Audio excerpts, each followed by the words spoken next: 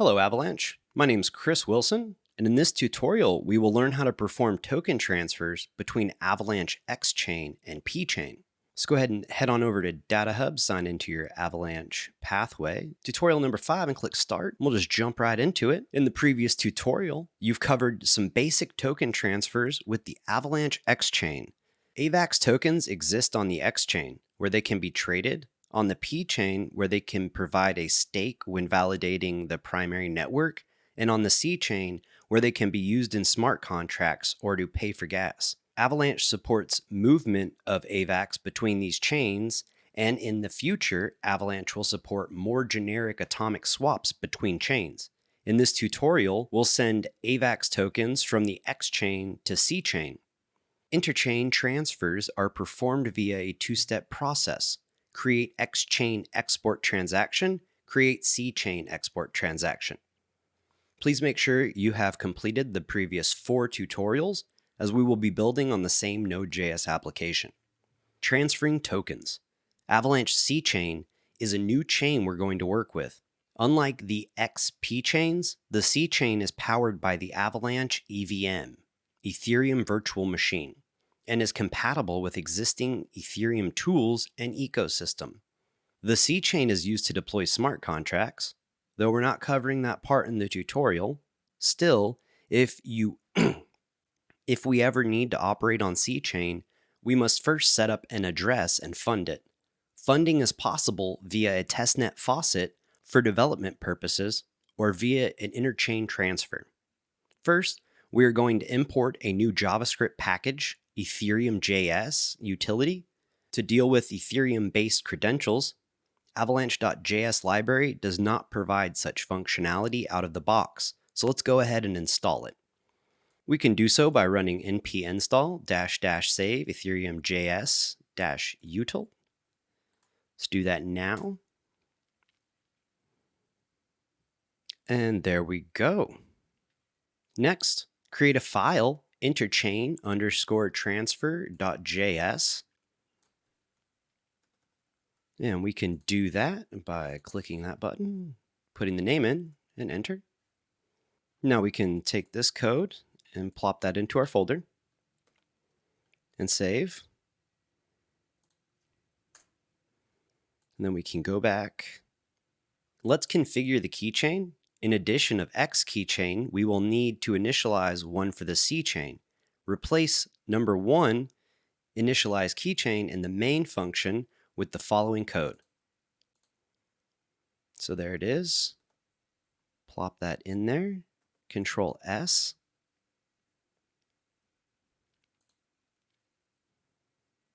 Looks almost identical to the X-Chain initializer. Now we want to initialize the Ethereum key. Addresses on Avalanche Virtual Machine have format like this, and the Fuji means testnet. But on EVM, the address has a different format, like this. We'll need to derive our ETH-like address from Avalanche private key. So let's replace number 2, initialize Ethereum key for the C chain, part of the main function with this code snippet.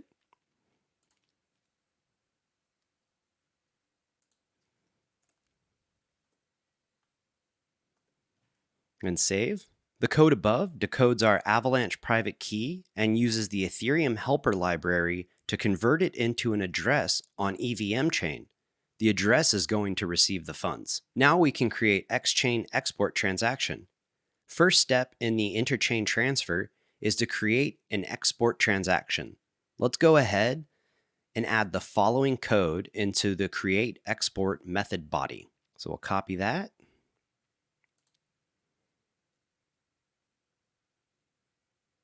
So we want to add that to the create export, which is right here. And save. You might notice similarities with the previous tutorial, except that we're building a different type of transaction. AVAX amount is the same. While performing exports, imports, we must determine the source destination chain IDs. That's where the awaitclient.info.getBlockchainID alias comes into play. Let's create C-Chain import transaction. Interchain transfers are not a single operation as it might seem. So in order to complete the transfer to C-Chain, we need to import the transaction from X-Chain. Add the following code to the create import method. Here's the create import method. Put that in there and save. Very similar process for the import part of the transfer. Now we can move on to running the code. Finally, with both export and import methods complete, we can tie everything together before we can run the code. Let's replace number 3, perform transfer in the main function with the following code. So we'll copy that and scroll up. Here we are. Put that in there and save. Now we're ready to roll. We can run the code node interchain_transfer.js in the terminal, and a successful output will look like this. And we'll have that link for the Explorer. All right, here we go. Awesome. And we can go check the link for the Block Explorer. And there it is. Beautiful.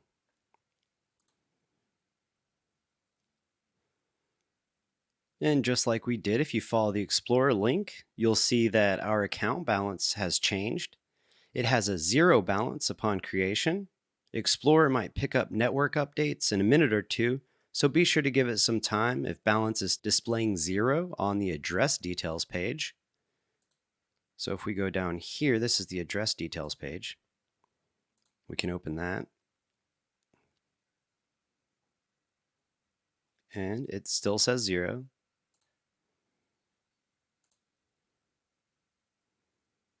And then when we checked the other one, we saw exactly this. Congratulations! You've made it this far and successfully completed an AVAX transfer from X-Chain to C-Chain. Similarly, the same approach works the other way around, C to X-Chain, or for any other interchain transfers.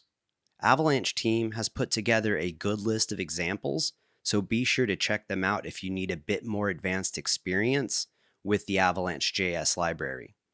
That concludes tutorial number 5 and the Learn Pathway for Avalanche. Are you ready for more? No problem. While the basic pathway is complete at this point, you are more than welcome to explore other Avalanche Learn tutorials. And you can find them here. We have some very advanced ones. Create NFTs with an Avalanche wallet. So I highly suggest you check those out. As always, if you had any difficulty following this tutorial or simply want to discuss Avalanche and Data Hub tech, you can join our Discord in the link down below. I look forward to seeing you there, and until next time, happy coding.